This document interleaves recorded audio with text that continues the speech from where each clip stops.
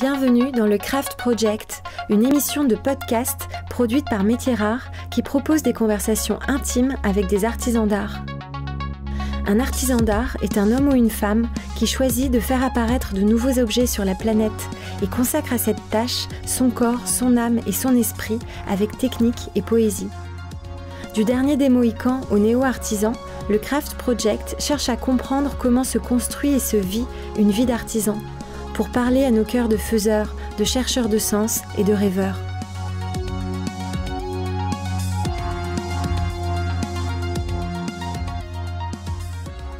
Cet épisode du Craft Project a été produit avec le soutien de la Maison Runard. La Maison Runard met en lumière les savoir-faire en organisant pour ses clients dans toute la France des rencontres créatives entre un grand chef et un artisan d'art. Métiers Rares accompagne Runard dans cette démarche en sourçant les artisans d'art et en racontant les histoires qui émanent de ces conversations de maîtres. La première rencontre réunissait le chef Emmanuel Renaud et l'ébéniste d'art Steven Leprisé.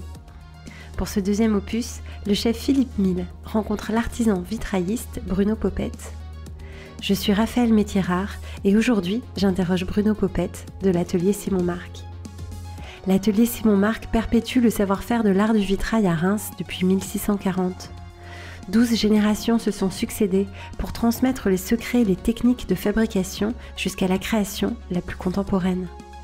C'est dans cet atelier qu'ont été réalisés tous les vitraux dessinés par Chagall et Juan Miró, mais aussi les œuvres de verre qui ornaient la villa de Brad Pitt et Angelina Jolie. Bruno Popette est le chef de cet atelier depuis 31 ans. Ce passionné de mécanique a rencontré la couleur et la lumière.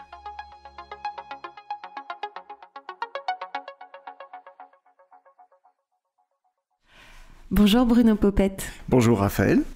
Elle a commencé comment votre vie d'artisan ? Vous étiez comment petit ? Eh bien petit, j'étais plutôt un enfant, on va dire, timide. Ouais. Assez crédule. Je croyais pratiquement tout ce qu'on me racontait. Tout était bon à prendre et toujours dans l'imaginaire. Voilà. En gros, on va dire, voilà, c'est ça. Oui. Et à quel moment la matière est entrée dans votre vie ? Est-ce qu'il y avait des artisans autour de vous ? Non, il n'y avait pas d'artisans autour de moi. Par contre, j'avais un père qui était un homme extraordinaire, un homme d'exception, puisqu'il était totalement autodidacte. Cet homme-là était capable de démonter une voiture, de la refaire s'il le fallait, comme faire de l'électricité du jour au lendemain, poser du carrelage ou faire n'importe quoi. Il était capable de tout. Il avait une très très forte volonté. Et puis il avait cette espèce de, je dirais, sensibilité naturelle, cette capacité naturelle justement, à pouvoir toucher à tout et tout faire, et le faire bien en plus. Et vous bricoliez avec lui ? Alors malheureusement pas beaucoup, parce que c'était un monsieur qui était très actif, c'est-à-dire qu'il passait une partie de son temps dans l'entreprise où il travaillait, et quand il en sortait, il travaillait encore dans sa maison, puisque son rêve c'était sa maison, et il était toujours en activité, et finalement il avait peu de temps pour expliquer, je dirais, parce qu'il était toujours en mouvement, tout le temps. Alors à quel moment vous avez choisi de vous former, de faire des études manuelles ? Alors les études manuelles, en fait, elles se sont faites assez rapidement. Le choix a été fait à l'âge de, on va dire, 14 ans. Après la troisième ? Voilà, c'est ça. Comme beaucoup d'autres, on nous a mis au pied du mur en nous disant, voilà, aujourd'hui, certains d'entre vous ont des capacités pour faire de longues études, d'autres n'en ont pas. Et moi, on m'a dit clairement, écoute, en mathématiques, tu es vraiment ce qui s'appelle mauvais de chez mauvais, ce qui était vrai, je n'arrivais pas du tout à assimiler le principe des mathématiques modernes. Et donc, à partir de ce moment-là, on m'a fait comprendre que pour moi, tout ce qui était finalement les études, il fallait faire une croix dessus. J'étais pas capable. Donc, c'était triste pour vous qu'on vous dise ça à l'époque ?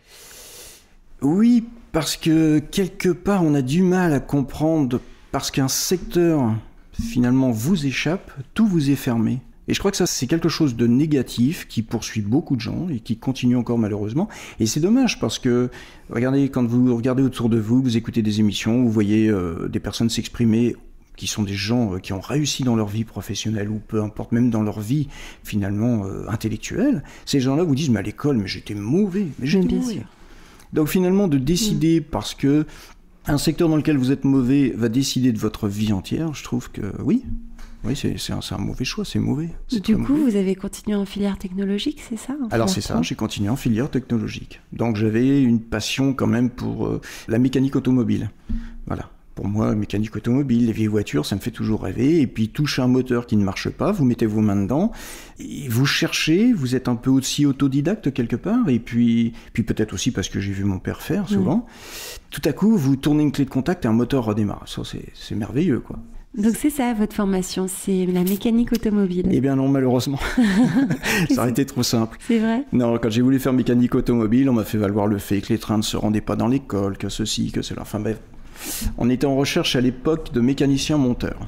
Et comme il y avait un gros manque de mécaniciens monteurs à l'époque, on m'a fait comprendre que mécanicien monteur, c'était très bien. En fait, vous n'avez pas beaucoup choisi jusqu'à un certain point. Vous n'avez jamais choisi. Non, toujours été dirigé quelque part. Ouais. Et quand je disais, mais mécanicien monteur, je vais toucher un moteur ? Oui, enfin plus ou moins, mais c'est pareil. Mais bon, voilà. Parce que je rappelle, on n'a pas dit encore, mais aujourd'hui, vous êtes vitrailliste. Et oui. Et là, les choses se sont faites d'une manière, je dirais, inopinée, puisque à l'époque, j'ai quitté donc cette école. J'ai fait comme beaucoup de gens à l'époque mon service militaire en me disant voilà, je serai tranquille, ce sera fait, ensuite je vais pouvoir rentrer dans la vie active. Mais rentrer dans la vie active, ici il n'y a pas forcément de mécanique de pointe, donc c'est pas évident, j'ai pas trouvé de place. C'est quoi ici ? C'est dans la région de Reims ? Oui, dans la région de Reims. Où nous sommes aujourd'hui. Oui, et c'est vrai qu'ici, la mécanique de pointe, il n'y en a pas trop, il aurait fallu partir. Et j'étais pas prêt à partir, c'était pas mon truc, j'étais bien ici. Donc après, que faire ? Alors j'ai eu une chance, je vais dire, parce que j'ai été pris dans un dépôt pharmaceutique. Et j'étais chauffeur, livreur et réceptionniste. Voilà. Donc j'ai commencé ma carrière comme ça. Et puis au bout de 2 ans, j'en pouvais plus, ça ne me correspondait pas, c'était pas ce que je souhaitais. Et entre-temps, j'avais restauré pour mon plaisir, cette fois-ci, pendant 2 ans, une voiture ancienne. Une traction avant, qui ne roulait plus, qui ne fonctionnait plus du tout, que les carrosseries étaient percées et tout. Et donc j'ai fait mes premières mains dessus. Et là, une fois de plus, je peux remercier mon père, parce que quand j'avais vraiment des soucis, il était là pour m'expliquer. Donc j'ai remis cette voiture en état. Et à l'époque, le chef d'atelier connaissait des voisins de mes parents. Et ils étaient en recherche d'une personne. Ils ne trouvaient pas, la personne venait, ça ne se passait pas bien pour diverses raisons. Ils étaient toujours en recherche d'une personne, et comme il a su que j'avais restauré cette voiture ancienne, il s'est dit, il y a peut-être la fibre pour ce qui est ancien, et puis aussi un côté manuel, un peu plus marqué. Et donc il m'a dit, voilà, je vais te parler un peu du métier. Alors, Attendez, mais là on parle du chef d'atelier d'ici, de Simon Marc ? Oui, de Simon Marc. Donc, chef d'atelier vitrailliste, on entend parler d'un gamin qui a restauré une voiture ancienne, et se dit, tiens, ce petit-là, on peut peut-être le récupérer. Voilà. C'est comme ça que ça s'est fait. Et à nouveau, c'est la vie qui a choisi pour vous. Tout à fait. Je suis arrivé ici, monsieur Marc m'a reçu, on m'a donné un petit panneau à mettre en plomb, donc c'était un petit panneau 19e, je me rappelle, avec des losanges et des bordures de fleurs. Alors, est-ce qu'on peut juste bien expliquer votre travail et votre technique ? C'est quoi le métier d'un vitrailliste ?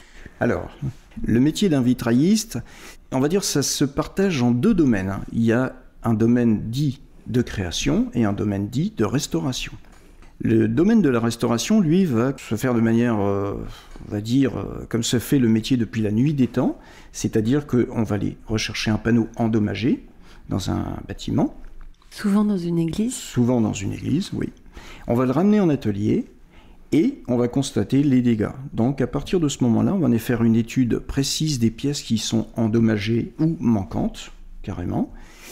On va essayer de choisir des verres qui soient la coloration la plus proche de ce que c'était à l'origine, refaire le travail de grisaille, ce que les gens peuvent considérer comme un travail de peinture. D'accord. Ensuite, dessertir tous les plombs anciens si ceux-là sont vraiment fragilisés, et refaire une mise en plomb complète. D'accord. Donc les plombs, c'est comme les joints.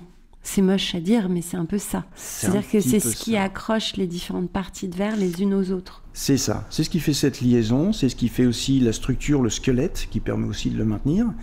Et puis, d'une manière un peu plus subtile aussi, en fonction des personnes qui l'ont créé, c'est ce qui va mettre en valeur votre vitrail. La lecture en sera d'autant plus facile.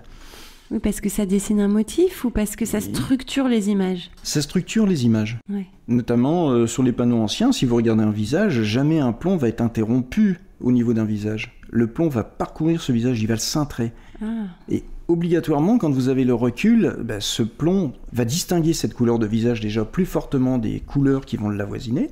Et du coup, on aura une lecture beaucoup plus facile. D'accord. Ouais. Donc on comprend le métier et donc vous arrivez dans cet atelier-là et vous avez été formé sur le tas en fait. Sur le tas, tout à fait. C'était qui votre maître ? C'était ce chef d'atelier ? Ce chef d'atelier. Comment il s'appelait ? Il s'appelait Michel Pierret. Il était particulièrement généreux ? Oui, généreux. Surtout, c'était quelqu'un de très précis, qui faisait travailler avec précision, qui savait vous expliquer le métier, le pourquoi du comment, qui savait vous faire progresser. Alors effectivement, certains jours, on peut dire que c'était plus dur que d'autres jours, parce qu'il y a des moments, il fallait que ça soit comme ça et pas autrement. Mais en même temps, il avait cette générosité du partage, et surtout, il avait un grand savoir-faire.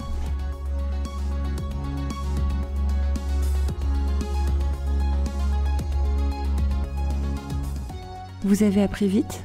Eh bien écoutez, à l'époque, quand je suis rentré, on m'a dit un ouvrier qui connaît son métier peut être considéré véritablement comme verrier à partir de 10 ans de présence. Oui, c'est ce qu'on dit à chaque fois à ce micro. Et je crois que 10 ans, c'est pas trop.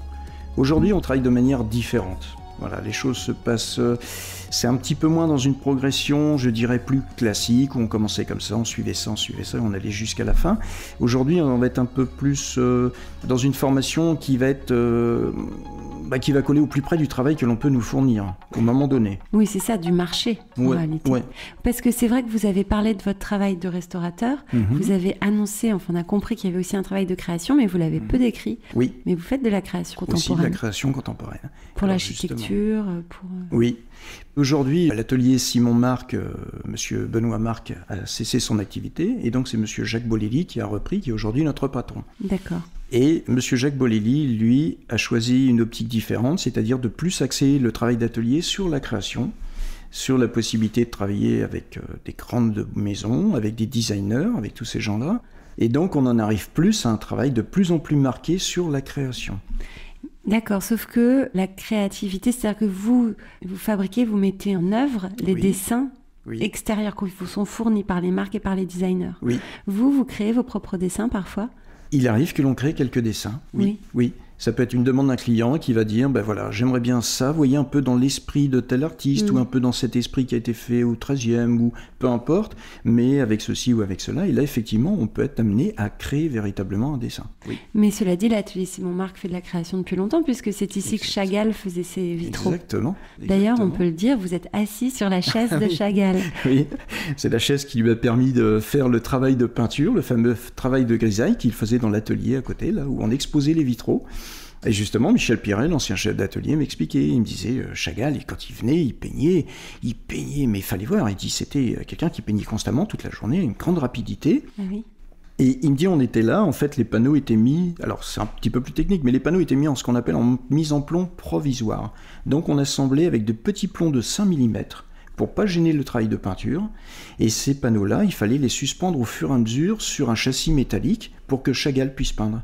Mais dès qu'il a fini de peindre sur un panneau, il fallait le soustraire rapidement et le remplacer tout de suite.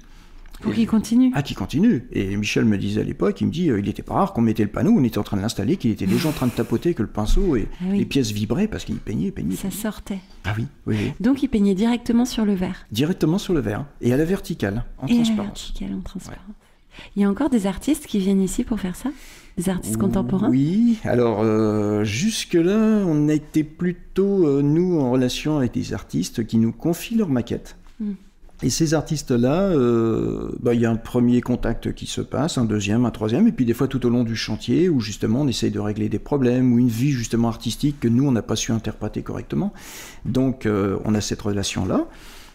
Et à partir de là, il y a le travail qui s'effectue, la progression, il y a toujours ce contact-là. Là-dessus, on va dire qu'en majorité, les artistes font confiance. C'est-à-dire qu'ils confient leur dessin, et vous le traduisez dans la matière. Oui, tout à fait. C'est une sacrée responsabilité. Oui, c'est une grosse responsabilité. Et c'est une vraie créativité de votre part aussi, parce que c'est vous qui allez chercher la couleur, c'est vous qui allez chercher la... Oui, c'est-à-dire que là, il y a un partage, parce que l'artiste, lui, a créé son œuvre à sa manière. Il l'a créé aussi avec ses outils, sa façon de faire. Et il l'a créé sur ce qu'il connaît le mieux, le support papier. Quand il est arrivé en atelier, on va passer sur un support vert, qui est une autre matière, et surtout, on va voir le jeu du soleil, de la lumière. Et là, on va rentrer dans autre chose. C'est là qu'il faut réussir à interpréter la maquette sans la dénaturer, en sachant que, justement, cette relation, elle doit être forte entre l'artiste et nous, de façon à bien interpréter, bien faire comprendre qu'il y a certaines choses que l'artiste a pu lui faire, mais malheureusement qui ne seront pas possibles d'interpréter de la façon dont il le pensait. Il y a toutes ces choses-là, parce qu'il y a cet effet de transparence qu'on en a pas. Exactement. Donc vous, quand vous travaillez à plat et que vous choisissez une couleur, vous anticipez les effets de lumière que ça va produire. Oui, exactement. Et puis, il y a le mariage des couleurs. Parce que le mariage de la couleur peut très bien s'opérer de manière totalement correcte sur une feuille de papier, mais du fait aussi de la transparence et du jeu de la lumière, il y a des intensités lumineuses qui peuvent varier tellement fortement que si on se tient scrupuleusement à reprendre la couleur choisie par l'artiste à la base, on risque d'avoir une liaison entre deux couleurs qui ne soit pas du tout jolie. C'est drôle, c'est pour ça que dans votre mur d'échantillons, il y a toujours une couleur claire, une couleur foncée, qui sont les deux spectres d'une couleur quand on la choisit. C'est ça. Alors ça va dans le sens où on en a absolument besoin, parce que ces feuilles sont soufflées à la bouche, et dans leur totalité, elles ont des variations. Alors ces variations, elles sont précieuses, parce qu'elles vont nous servir, par exemple, dans un travail de restauration, à choisir une zone précise qui va être la plus à même de remplacer la pièce qui a été cassée à l'origine. Ça, c'est important. Et après, effectivement, il est important d'avoir ce nuancier de clair et de foncé constamment pour le travail d'artiste plus contemporain, avec lequel on va pouvoir jouer, faire des passages tout en douceur. Parce que dans une maquette, vous avez par exemple sur une seule pièce, vous pouvez avoir une variation, c'est-à-dire passer d'un bleu par exemple très foncé à un bleu beaucoup plus clair. À partir du moment où on va le travailler, où la main de l'homme finit par mettre son empreinte, on perd ce côté un petit peu naturel des choses. Le plus intéressant, c'est de garder le côté naturel de ce verre. Et donc, si on peut trouver dans une feuille de verre, en le coupant, ce passage déjà très foncé qui va vers le plus clair, on va faire quelque chose de beaucoup plus naturel, beaucoup plus beau, beaucoup plus doux. Donc vous avez éduqué votre œil à cette perception extrêmement fine de la couleur. Oui. Michel était le coupeur de l'atelier, et puis le jour où sa retraite commençait à se profiler à l'horizon, il m'a dit il va falloir que tu commences à couper. Et j'ai dit oui, mais alors couper, c'est pas d'une évidence première, parce que quand on coupe, on a une roulette, et non pas le diamant a été abandonné depuis très longtemps. Aujourd'hui, on coupe avec une roulette, mais la roulette, elle court le long d'une petite feuille de papier légèrement épaisse, de quelques microns. Donc il ne faut pas s'en écarter, il ne faut pas monter dessus.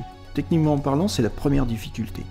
Après, la difficulté suivante, justement, c'est de prendre cette maquette, de l'avoir à côté de soi, et de sans arrêt la regarder, jauger la feuille de verre qu'on va aller chercher. Elle fait partie d'un stock et elle est dans la cave.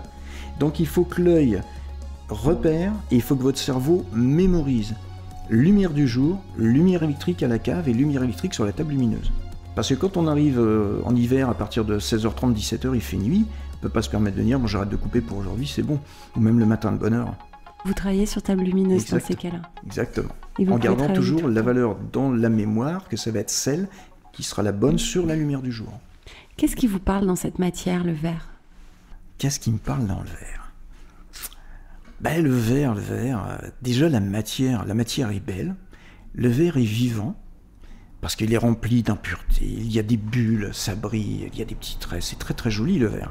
Et puis le verre tel qu'on l'utilise nous, c'est-à-dire des verres plaqués, avec un verre support d'une couleur recouvert d'une légère pellicule d'une autre couleur, que l'on soustrait, que l'on travaille avec des acides, ce qui nous permet de jouer constamment dessus, ça donne de la vie.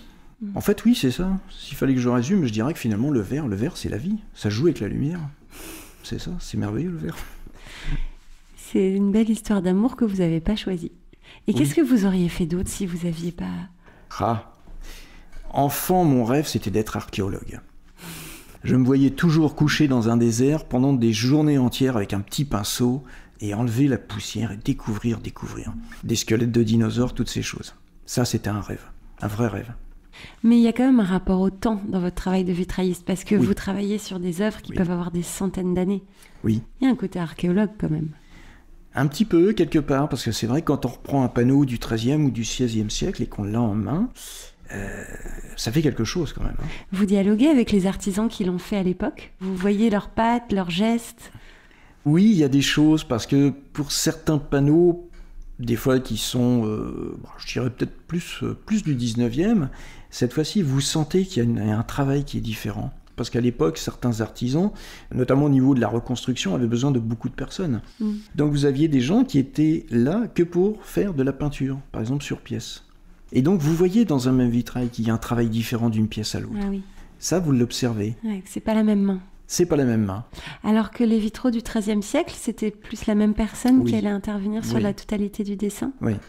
Et est-ce que vous êtes sensible, je ne sais pas quelles sont vos croyances personnelles, mais à la dimension mystique qu'il peut y avoir derrière un vitrail, et en tout cas qu'il y avait forcément au XIIIe siècle ? Ça, je suis beaucoup moins. Je suis plus, je dirais, dans le rapport purement artisan, purement humain, au sens de la fabrication. C'est-à-dire que pourquoi avoir choisi ce tracé de plomb? Pourquoi avoir fait ce trait-là plutôt qu'un autre? L'aspect technique, presque. Oui. Je serais plus là-dedans. Et puis, dans le respect du travail qui a été fait justement par cet artisan ou cet ouvrier de l'époque. Vous dites indifféremment artisan et ouvrier? Oui, artisan, ouvrier, oui. Je pense que les deux sont intimement liés. Vous dites artisan d'art parfois pour parler de votre métier? Non. Pas vraiment? Non, c'est comme quand on me dit « vous êtes un artiste ». J'ai du mal avec ça. Je ne conçois pas que je sois un artiste. Non, je conçois que je suis un ouvrier ou un artisan. Je pense que j'ai une certaine sensibilité que j'avais peut-être en moi et que j'ai pu aussi acquérir au fil du temps, au contact de gens. Ça m'aide fortement dans la relation avec les artistes. Mais pour moi, il n'y a qu'un artiste. C'est celui qui me confie sa maquette. Après, je suis là pour l'interpréter au mieux, ressentir les choses, ce que j'arrive, ça va faire au mieux d'un point de vue, cette fois-ci, plus technique, pour que l'ensemble se tienne et qu'on finisse par faire quelque chose qui tient dans le temps aussi. Mais de là à me dire que je suis un artiste, non, j'arrive pas à me dire que je suis un artiste, non. Moi, j'ai pas dit artiste, j'ai dit artisan d'art. Et artisan d'art. C'est pas un mot que vous utilisez, c'est pas un mot avec lequel vous êtes à l'aise. Non, ça va venir. Et alors vous qui vous n'êtes pas autodidacte, mais vous avez été formé par un maître à l'école. Oui. Est-ce que la transmission est quelque chose que vous appréciez faire? Est-ce que c'est quelque chose qui est important dans votre vie aujourd'hui de transmettre? Oui, c'est très important de transmettre. Oui, parce que quand on transmet, déjà on a la passion, on a l'amour de son métier. Donc on l'a, et si on le garde pour soi, c'est mort, on va dire, quelque part. Donc si on veut que ce métier continue, si on veut que cette transmission continue, ça ne peut se faire que comme ça, par la transmission.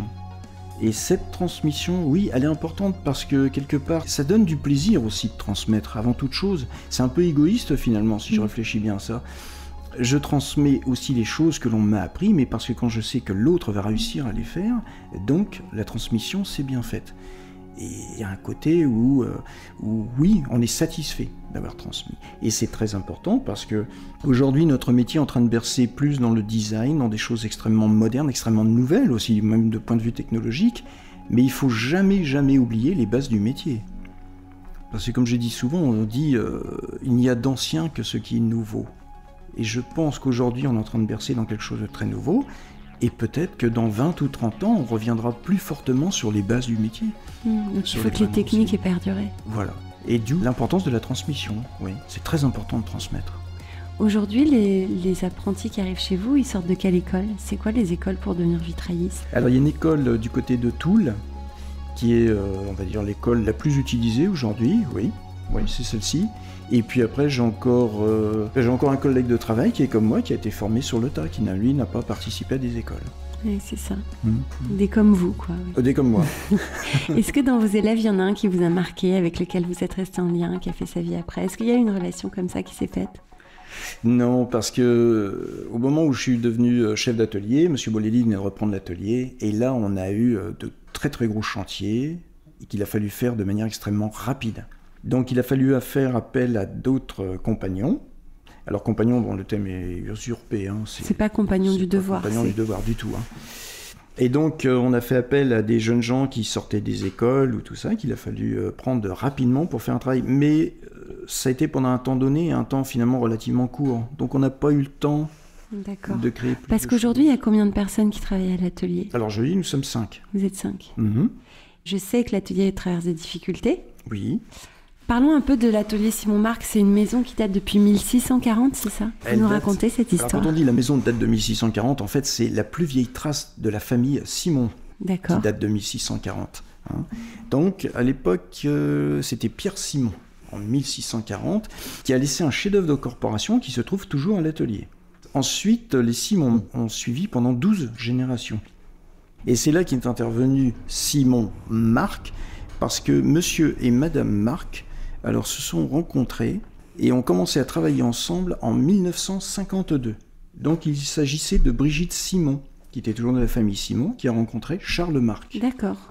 Voilà. Donc ils se sont mariés. En 1952, ils ont continué à reprendre cet atelier, à travailler. Et c'est là qu'a vraiment commencé le renouveau, si on veut bien, artistique de l'atelier, où ils ont travaillé avec des gens comme Chagall, Viro da Silva, Juan Miro, tous ces gens-là. Et donc les vitraux de Chagall qui sont dans la cathédrale de Reims, ils ont été faits ici. Ils ont été faits ici. Justement, parce que les vitraux de Chagall, s'il fallait résumer, en fait, Chagall avait travaillé avec un autre maître verrier où il a fait ses 2 premiers vitraux, qui se trouvent sur le plateau d'Assy. Voilà. Donc quand vous rentrez dans la chapelle du plateau d'Assy, avec cette façade de Fernand Léger, de chaque côté, vous avez 2 vitraux. C'est les premiers qu'il ait fait. Et finalement, la coopération n'a pas fonctionné. Il n'était pas tout à fait satisfait. Ensuite, il a rencontré Charles Marc. Tout ça s'est fait par différents travaux, c'est-à-dire que Charles Marc, à l'époque, avait été contacté par Monsieur Renard et qui lui avait dit « il y a un artiste qui s'appelle Jacques Villon et ça serait important que vous puissiez le rencontrer pour voir un peu si vous pouvez des fois travailler ensemble. » Et ce qui s'est fait. Donc plusieurs verrières faites par Jacques Villon étaient faites à la cathédrale de Metz. D'accord. Donc là, cette fois-ci, c'était pour la première fois que l'on mettait une œuvre moderne, contemporaine, dans un bâtiment qui, lui, était un bâtiment ancien, un bâtiment classé.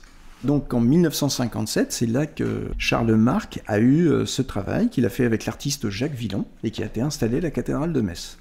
Là-dessus, la relation a continué et il a rencontré Marc Chagall. Voilà. Alors, Monsieur Marc, il avait quand même une capacité extraordinaire. Parce que travailler avec Marc Chagall, c'est une chose, mais il fallait s'entendre avec lui. Il fallait aussi sentir, il avait cette sensibilité, cette capacité artistique, alors qu'il n'avait pas eu de formation première ou quoi que ce soit dans le monde du vitrail. Donc, il a rencontré Marc Chagall, ils ont travaillé ensemble. Il a eu l'intelligence de regarder avec lui pour faire des tracés de plomb un peu particuliers, qui mettaient cette fois-ci en valeur, mais qui savaient se faire oublier par certains moments. Il a su aussi lui apporter des verres de la verrerie de Saint-Just, qui étaient très importants, parce que c'est ces fameux verres plaqués, qui ont permis à Chagall d'avoir toutes des intensités, toutes des différences de couleurs sur une petite surface, sans pour ça rajouter de plomb. Ça aussi, ça y a fait. Il a aussi eu l'intelligence de lui proposer un travail de serrurerie, donc ce sont les fameuses barres métalliques qu'on voit dans les cathédrales et qui maintiennent les vitraux, mais avec des dessins qui n'étaient pas forcément systématiques, ce qui pouvait laisser de la place au vitrail à certains endroits pour mettre, je dirais, plus en valeur le vitrail et le dessin. Donc tout ça a fait que la coopération a très bien fonctionné, et du coup les vitraux du monde entier fabriqués par Chagall l'ont été dans cet atelier. Donc il y a une grande période de gloire à travers les artistes. Oui. Dans les années 70. Oui, oui, une grande période.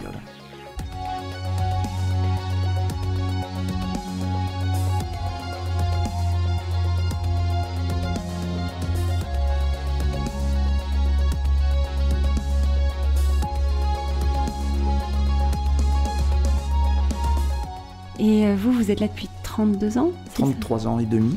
33 ans et demi. Ouais. Ça va être quoi votre vie après, si jamais les difficultés continuent dans l'atelier ? C'est difficile à dire. On ne sait pas. Non, on ne sait pas. Je pense que, très honnêtement, depuis pas mal d'années aujourd'hui, partir certainement aussi au moment où les appels d'offres ont été mis en place, toutes ces choses-là ont fait que vous ne travaillez plus presque avec des gens habituels, sur des chantiers habituels, et que la vie se déroulait un peu comme ça, où on savait qu'on venait vous chercher, on avait besoin de vous pour travailler. On est rentré dans un système un peu plus compétitif, un système différent, comme partout, de toute façon. Et je pense qu'à partir de là, les difficultés ont commencé à arriver. Donc aujourd'hui, on travaille plus, je dirais un peu, on fonctionne un peu comme les montagnes russes.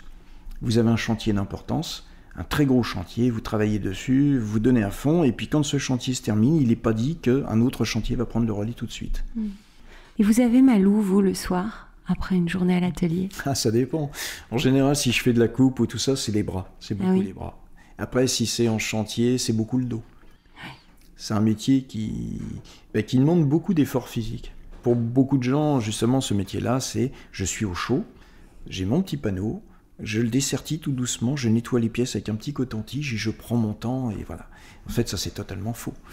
Derrière tout ça, il y a une rentabilité, il y a aussi une condition physique parce que quand vous êtes dans une cathédrale à 30 mètres du sol et qu'il faut taper toute la journée pour déposer les vitraux, les redescendre, il faut les porter, vous ne pouvez pas faire autrement. Oui, c'est très physique. Vous êtes sportif ? Un petit peu. Je dis ça parce que je vous ai vu arriver en vélo de course. Oui, ça fait du bien ça, le vélo. Est-ce que vous trouvez que vous vivez bien de votre vie d'artisan ? Ou est-ce que c'est difficile? Non, c'est quand même assez difficile. C'est difficile. Oui, c'est vrai qu'on n'a pas des salaires qui sont forcément très élevés. Non, je crois que c'est plus... pour beaucoup, je crois que c'est surtout une histoire de passion avant toute chose. On le fait parce qu'on l'aime, surtout. On l'aime, ouais. Je crois que c'est ça. C'est ça qui tient. Oui, je comprends.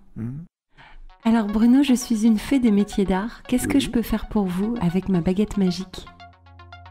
Eh bien, nous pourvoir en beau chantier.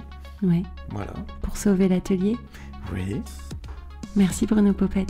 Eh bien, je vous en prie, Raphaël. Métiers Rares est un studio de craft thinking. Le jour, Métiers Rares imagine et bâtit des ponts entre les métiers d'art et les marques. La nuit, Métiers Rares produit des podcasts qui célèbrent l'excellence et la créativité des humains. Si vous avez aimé ce podcast, dites-le nous avec 5 étoiles. Abonnez-vous, parlez de nous. Suivez-nous sur Instagram @métiers-rares. Suivez-moi sur Instagram @RaphaëlMétiers-Rares. La signature musicale a été créée par Velvet Stairs. Je remercie Philippe Calvérac pour le montage minutieux et le mixage exigeant.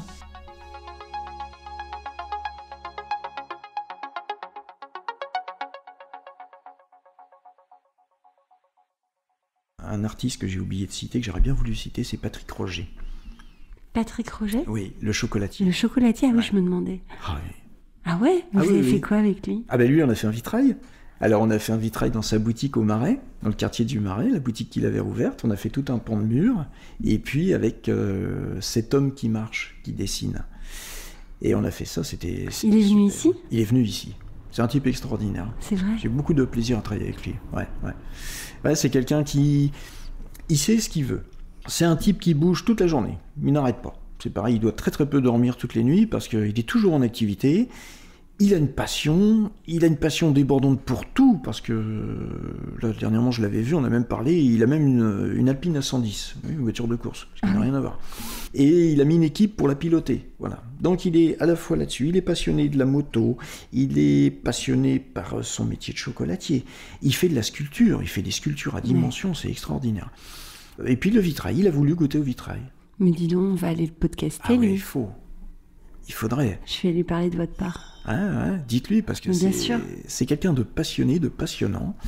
Il est très simple, il n'est pas compliqué. Et quand il est venu ici, moi, ce que j'ai aimé, c'est qu'à chaque fois qu'on a une discussion, c'est bah écoute, je voudrais ça, mais oh non, t'embête pas, fais ça comme ça. Moi, fais ça comme ça, comme ça, comme ça, comme ça. Il est parti, ça y était. Débrouille-toi, maintenant je t'ai tout donné, débrouille-toi. Et fini. Et on a retravaillé avec lui il n'y a pas longtemps, où il a fait cette fois-ci la femme qui marche. Et la femme qui marche, il avait repris le même principe, avec cette fois-ci une femme, et on a emmené ça au Luxembourg dans une exposition. Et c'est pareil, il est venu, il est arrivé un matin, écoute, je serai là à telle heure, 7h30 du matin, vous recevez un coup de fil, je suis là dans 2 minutes. Et à 2 minutes après, vous avez un coup de sonnette, il est devant la porte, il monte, et ben écoute, on va faire comme ça, comme ça, comme ça, oui, et puis tu me mets ça, tu me mets ça, tu me mets ça, allez, salut, hop. Et c'est parti. Et c'est parti. Et c'est parti. Mais c'est un type génial.